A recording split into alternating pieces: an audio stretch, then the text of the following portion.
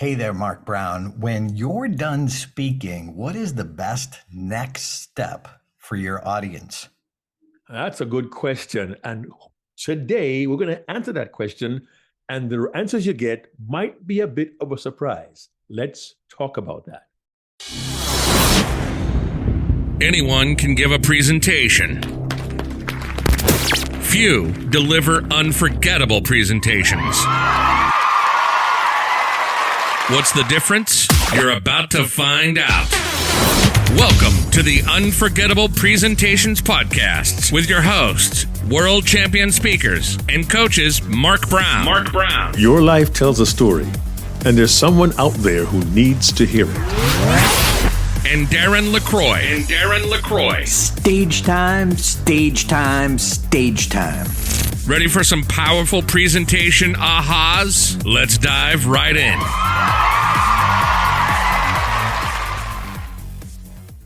Hey there, Mark Brown. As we say, you have an awesome responsibility. When you're on stage, you have an awesome responsibility. You have your stories, the work you did to become unforgettable. You practiced, you got feedback, you tweaked it. And today, it's a new day, it's a new audience. They haven't heard this before. You get them all excited about your subject. And then you go home. Been there. That's what you're brought in to do. But I honestly believe you have a responsibility to give people a logical next step. So my idea is whatever it is we do, we should believe that we're getting people excited about a subject that we can't teach everything in an hour. Exactly. Or even 90 minutes. If you can, there's a different problem. However, if you can't, I believe it's our responsibility to give people that logical next step. If they want to learn more, if we got them excited and we gave them some new insights, we gave them some hope that they could master this, they could overcome this obstacle. But I need more. Mark, your thoughts? Well, first of all, I'm glad you mentioned that the I need more piece. Yes, it's correct. You're correct. We cannot possibly teach any audience everything we know in a 45 to 90-minute keynote presentation. One of the responsibilities I abdicated early on in my career is giving the audience a reason to ask for more and to want more. And we often get, particularly when we're new, we get so caught up in the idea of, I'm going to work so hard on this presentation. I'm going to wow them and really give them my best. And it's done. I would say, oh man, it worked great. They love me. Wow, I can go back and tell my family and friends, I nailed it, which is good. But think about this. Sometimes we find ourselves with audience members who are wondering, what more can I learn? What more can you offer? Is there something else I can do? And that question becomes even greatly magnified if you offer a really valid and stirring call to action. So my first thought would be this, Darren. For the audience to be considering their next steps, that depends on the power of your call to action. So what is your call to action? What is that next step? Now, honestly, if you have different keynotes, so I have Better Stories, Better Business, I have Unforgettable Presentations, and I have 17 Minutes to Your Dream. Each one of them is going to have a different next step. So 17 Minutes to Your Dream, the logical thing might be buy my book, take my book, right. Learn more that I couldn't cover, deliver unforgettable presentations. That's a different book, but it's a book. Yes. So for you, you've got to take the time to see, in our opinion, if you want to be unforgettable, one of the ways, now there's many ways to be unforgettable, good and bad. But one of the ways to be good unforgettable is that you help them solve a problem.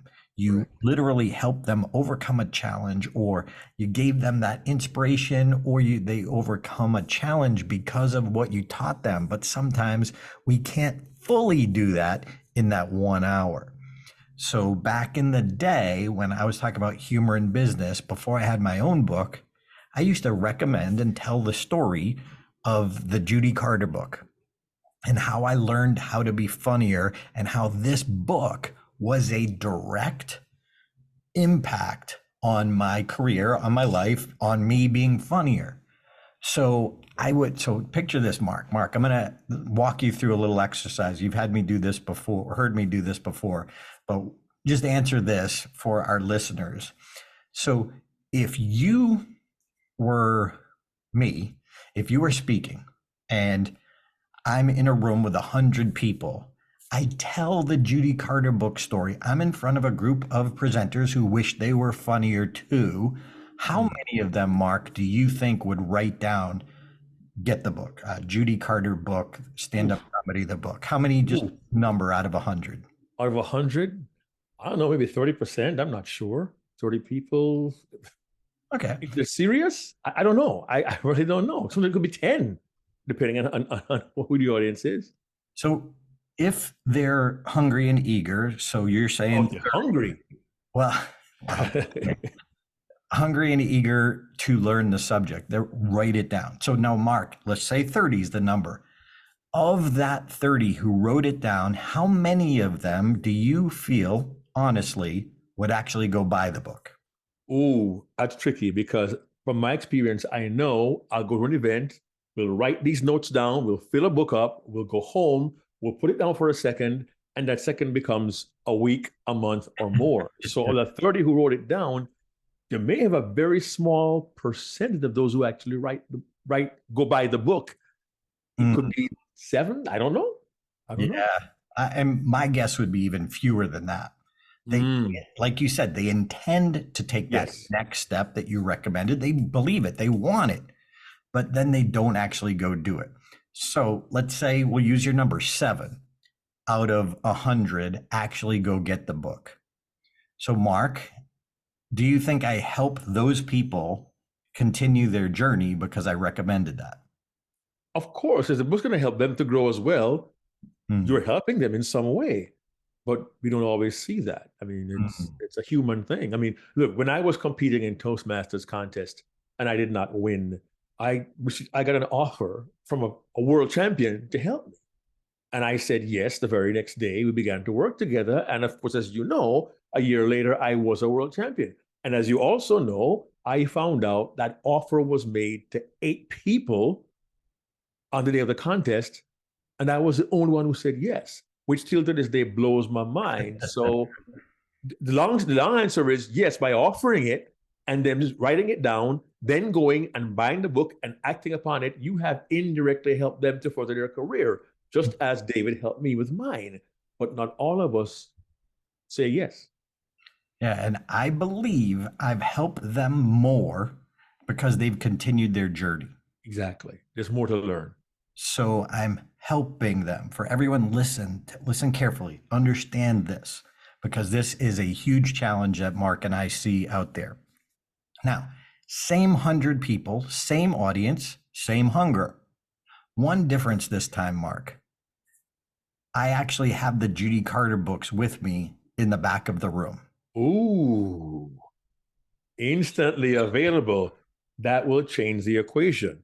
If I see it physically there, available in the moment, I'm much more likely to make that decision right there, right then, and buy the book. Why? How do I know that? Because I've been both the purchaser and the provider in similar situations. Yes. And with your numbers, just what would your guesstimate be? How many people would take home the book? Same scenario. 30 wrote it down, but now it's there. Now it's there. It's more likely that 30 will actually buy it, not just 7. Because they're there, it's available in the moment. That number is 30 or 50 or 17. At least it's there available at that time immediately. So I would say my ballpark guess would be 20, 21. Like 3 times as many would get it. At least 3 Some times. people still wouldn't, even though they wrote it. I'm going to get it. Still going to be those procrastinators. So Mark, here's the question. Because I lugged the books there, I bought them from the publisher at a discount, because almost any book that helped you could contact the publisher. And if you bought at least 10, you could probably get a discount on it and be thrilled, because then you become a distribution arm. So do you think that I've helped those people more? I've helped more people because I made it convenient. Yes. And do you think I deserve something because I took the time to do that. Well, you become, in essence, an agent of the individual who wrote the book. You did say you lugged the books there. You bought them at bulk at a discount, but you were investing of your time and your effort to help them. And there are those who would say, you know what, you should get a finder's fee or a commission for doing what you did. Right. That's a logical progression, right? I would buy them at a bulk cost. I would have them here. Here's my point. You're helping, not hawking. A lot of people, well, they're a product hawker. And I know in some people's minds, I am a bad person, especially in Toastmasters, because what I did, and when I came in, I would have, in the old days when you were allowed to have product in the back of the room, I would have product there. I'd have my books and things like that. I missed an opportunity to do exactly what I said, where I recommended that Judy Carter book so often. In fact, Mark, I think you know this story.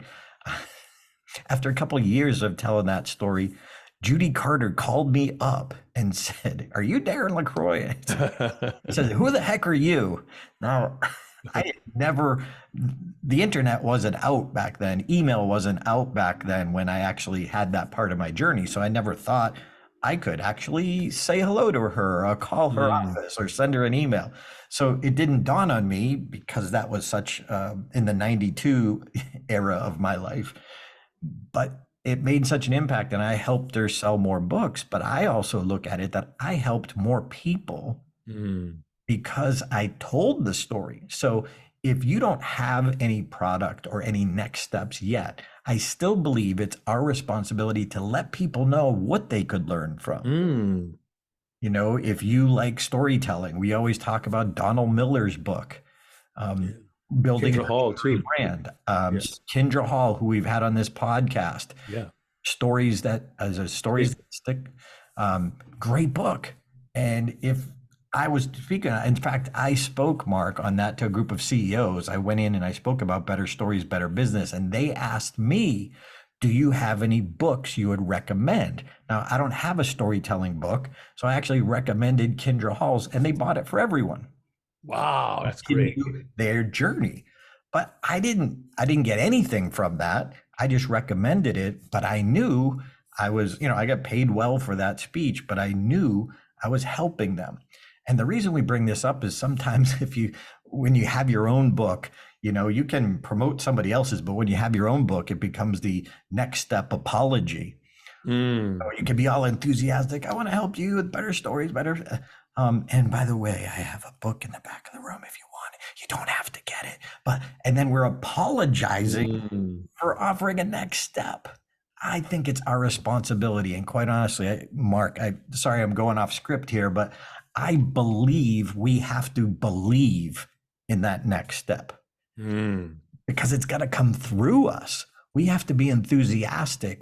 I heard it from Dan Kennedy, a great marketer. You have to believe that if they don't follow up on your next step, you let them down. Right. And when you can have that mindset, it's going to come out of you. It's going to come through you that you're sincerely believing whether you get the money for this or not. It's not about them. It's about the journey of the person sitting in front of you. You get them excited and jacked up.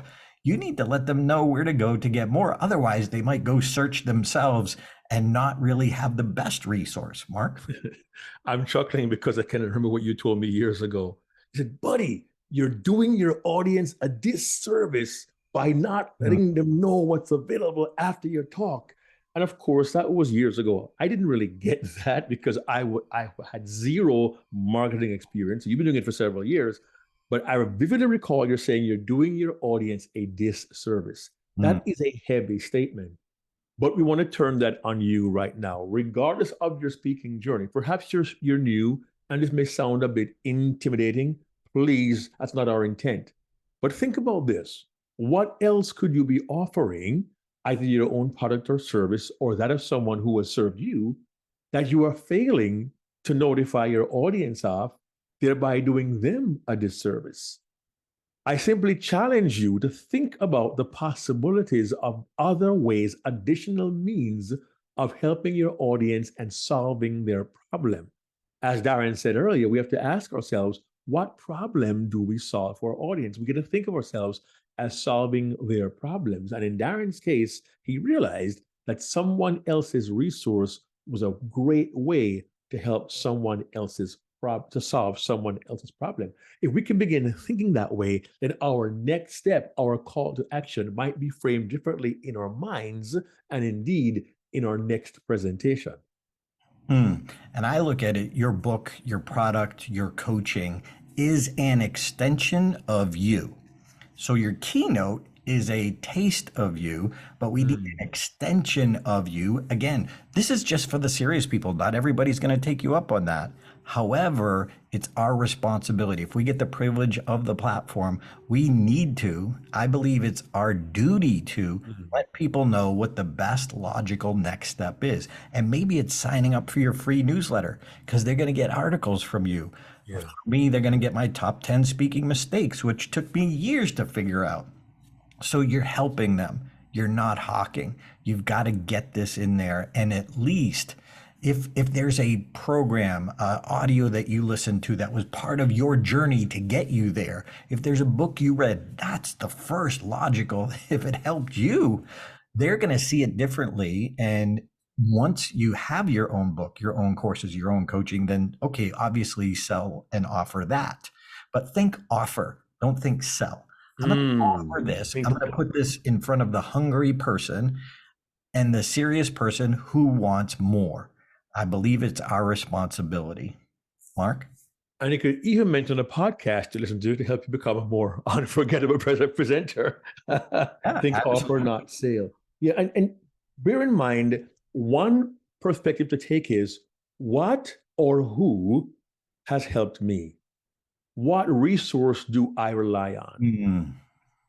Believe it or not, many of us even quote our resources in our presentations when we mention other presenters, other experts who have served us. And if you know Darren LaCroix, his heart is as big as California and Texas combined.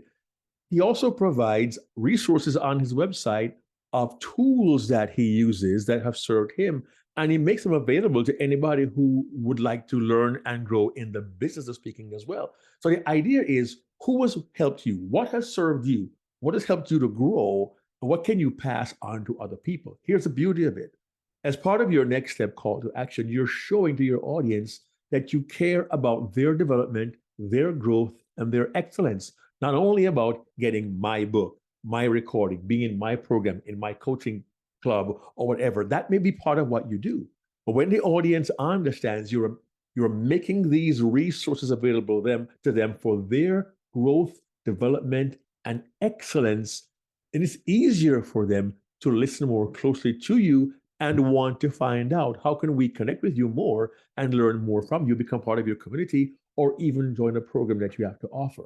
The mindset is that of service, and the result will be a growing community of individuals who have learned and improved because they interacted with you. And that goes beyond your unforgettable presentation. You're helping them because you're giving them a valuable resource to continue their journey. What's cool is they're going to remember you recommended it. So when people read Judy Carter's book, they're going to remember me as the one who, I've even had some people bring it to me to sign, Mark. To sign her book. That's Judy Carter's book. So, that's interesting. Yeah. So for you, what is it? I believe if we're an expert or even an emerging expert, if you're just getting going, we should be studying who are the people and the other experts in our field. And we should know, hey, Mark Brown is a phenomenal coach. I experienced him. You're looking for a coach? I say go to Mark Brown. You know, because it's part of my journey and part of my transformation. So I honestly believe we have a responsibility to the audience. And what's cool is they go to Mark Brown, they get help by Mark Brown's coaching. They're going to thank me for recommending Mark Brown, which builds that rapport with that person. I really think people don't think about this enough. That's why I wanted to do an episode about that. Mark? And that's powerful too, because those who know us know we often mention Fripp as well, who's a mentor to us and has guided us for so many years. But that doesn't also negate the responsibility I have to create resources that I provide for audiences as well. Darren, you mentioned your books. You and I co-authored the book, Deliver Unforgettable Presentations, which is also linked to our podcast. But we do also provide services. I do coaching as well. We're part of a community called Stage Time University. So we have built and developed our content, our programs, our materials, our resources as well. You have an opportunity, a great opportunity, until you get to the point where your own material is available, to at least be seen as someone who provides resources. But at the same time, as you grow in your expertise and your confidence, you have experiences, you have knowledge, you have expertise that the world needs to hear. So what would hinder you from creating your valuable resources as well that you can provide? And the way life operates, you may find someone else in your circle will begin to recommend your material that they present. And so the journey of us all continues. So your next step is figuring out your next step for your audience. And Mark, they might be sitting here listening to us right now thinking, well, what is our next step? Great question. After listening to this podcast, I would be letting you down if we didn't let you know about our upcoming event, Game Changers. So Mark, like, think about this way too. I may be an expert in presentations, but Patricia Fripp has the best speech model. I'm not going to improve on that. I created a story model, taking one that I loved and adjusting it to my thought process. But as far as the Fripp speech model is, I use that. So I'm going to recommend that. If somebody says, well, how do I structure my speech? Well, in the book, there's the Fripp speech model, but Patricia Fripp is the originator of that model. Why would I go reinvent it? Why not recommend it and stay in my lane where I do thrive, where I do separate myself, and I have my own unique philosophy? So Game Changers is coming up, depending on when you're listening to this, the end of March 2023, March 24th and 25th. Check out stagetimelive.com. It's only for the serious people. Join us live in Las Vegas. Sit with me at the feet of the other masters. Patricia Fripp will be there. Ford Sakes will be there. Ed Tate will be there. Mark will be there. Come spend some more time with us. If you're serious, I honestly believe it would be a game changer in your career and change your trajectory. And I agree. Thankfully, Darren and I have become, over the last 25, 30 years, pretty well respected in our field. But we also learn from our associates who come to this event live and share new content, knowledge, wisdom, expertise. You, regardless of your level of proficiency right now, you'll know it isn't always easy to have new material every single time you speak. We don't recommend that. But at Game Changers, we all do our best to provide new content as life changes, as the industry changes, as hybrid changes, as the world changes, to help you become a better presenter. Our goal is to truly help you become proficient at delivering unforgettable presentations. And once a year, we get together, we teach, but we also learn. Come grow with us. Come see what you can become as we continue to grow as presenters in a world that desperately needs to hear your message. Yeah. What is that perspective that you don't even know you need?